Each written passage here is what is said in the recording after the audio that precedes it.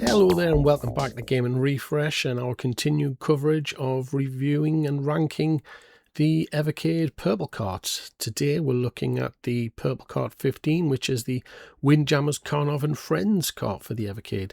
This cart has 5 games on there. We've got Atomic Runner Karnov, Roger Armor Force, Vapor Trail, Hyper Offense Formation and Windjammers. So without further ado, let's start taking a look at this cart. Okay, so first off we're going to look at Atomic Runner Karnov. Now, this is an auto-scrolling platformer where you're running and jumping and shooting various enemies on the screen. The graphics are okay, nothing groundbreaking. I think it looks a little bit more like a Master System quality than arcade. The music's quite decent, but it's a little bit on the repetitive side. Unfortunately, it's the gameplay that lets this one down. I literally cannot explain how frustrating this game is to play. So you basically have to press a button to turn around, so you can't just aim behind you to shoot things. You actually have to toggle the button to face forward or face backwards while you're shooting.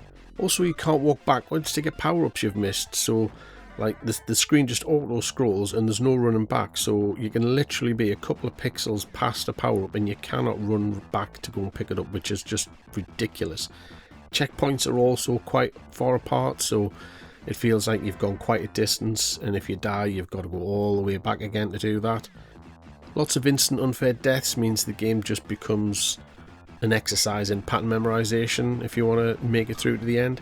I did manage to make it through to the first boss on this, but the boss wasn't fun.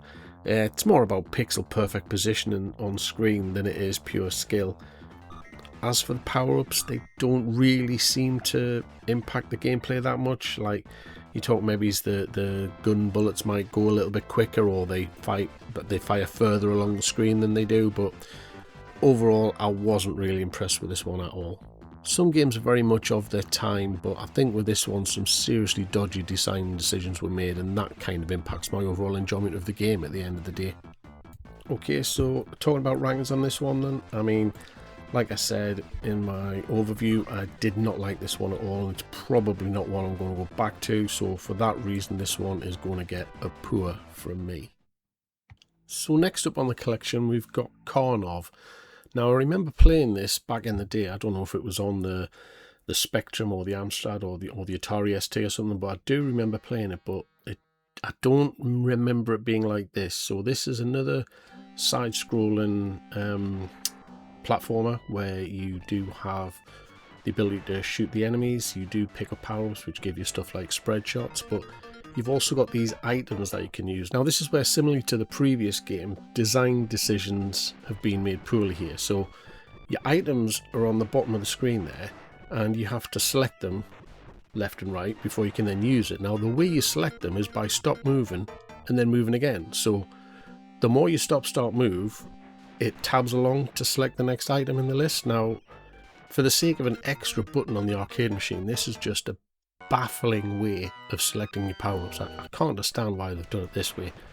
Again, lots of pattern memorization, instant deaths, a lot of stuff that just appears on screen when you're in the middle of a jump and it just kills you, so you have to really remember the layouts of the levels.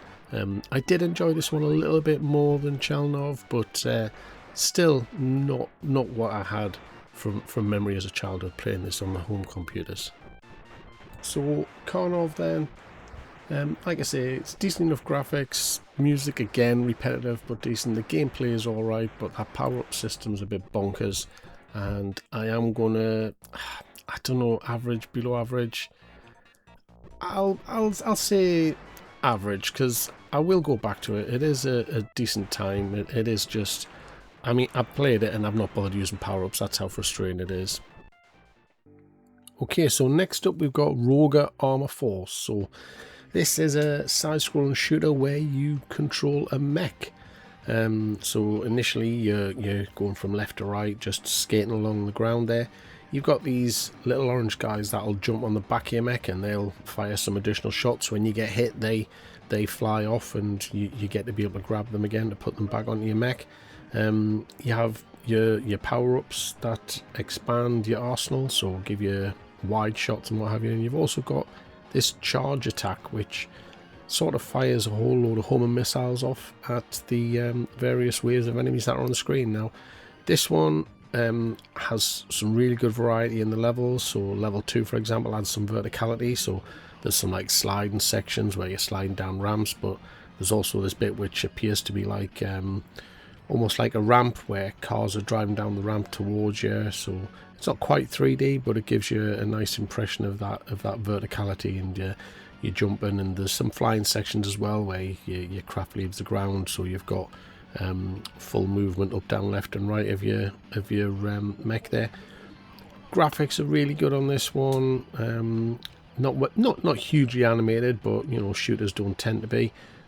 Music's great, doesn't really loop like the other two games we've gone through so far. All in all, quite happy with this one. This is my kind of game, I think. Okay, so Roga Armor Force. This is my type of game. This is excellent as far as I'm concerned. Good graphics, decent music, side-scrolling shooter. What more is there to say? Great game, love it.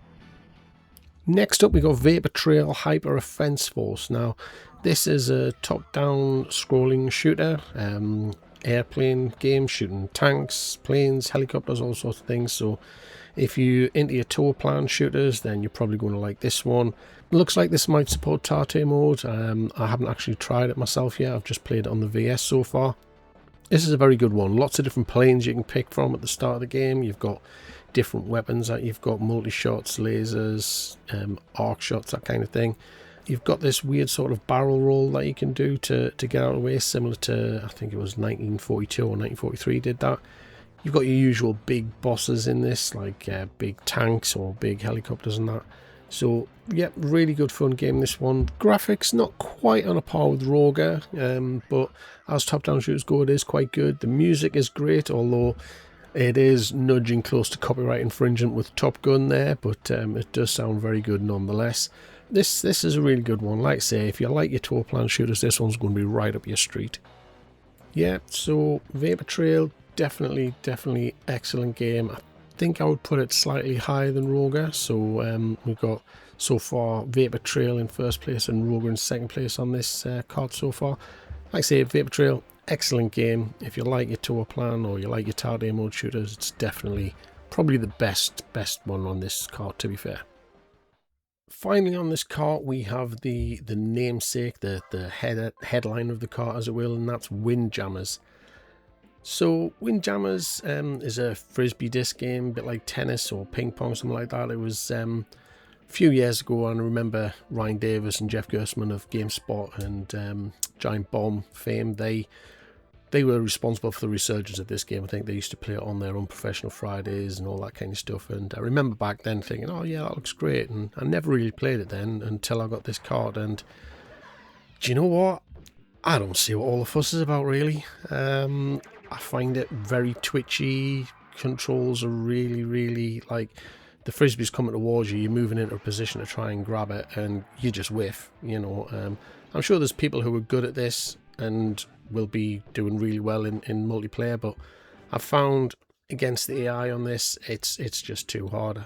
With a little bit of practice, I did manage to win a couple of rounds, but I don't know, it's just not for me, I don't think. It's just too difficult, too twitchy. The special moves don't seem to come off. I don't know how to pull them off. Maybe if I was to read the instructions a bit clearer, that might make it a bit more apparent, but at the minute, this game just isn't for me. And it's odd that this is the title game of the cart, because I think this is, short of Karnov, this is probably one of the weakest games on the cart in my opinion. Okay, so ranking Windjammers then, I would say it's an average game. I wouldn't say below average, because there is something to it, I guess. If you are practicing enough and you do play quite regularly, you will get better at it. But I don't see what the fuss is about. It's just an average game in my opinion. So, Windjammers Karnov Friends then, where does it rank with the rest of the arcade games so far? Well, we've only done Jellicoe Arcade 1 thus far, and that was ranked 8. I think this falls well below that, in honesty. I'd place this, I want to say 4. So we've got a couple of decent games on there, like Roger and Vapor Trail. You know, they were excellent games as far as I was concerned. But you do have things like Chelnov, which really bring it down, and Karnov and Windjammers, they're not really that great in my opinion. So having 2 excellent games on a cart, 2 middle cut games, and 1 pathetic game kind of brings it down to a 4 in my opinion. Well, so there we are. That was Windjammers Karnov Friends ranked against the Jellicoe Arcade one thus far. Stay tuned to Game & Refresh for further arcade rankings in the future, and let me know in the comments what you think. Did I get this right? Was I totally out of line? Do you absolutely love Windjammers? And am I wrong about Chelnov? But I don't think I am. You know, that toggle to shoot backwards? Nah, that's not great, let's be honest. Anyway, give me your feedback in the comments, and catch you on the next one. See ya.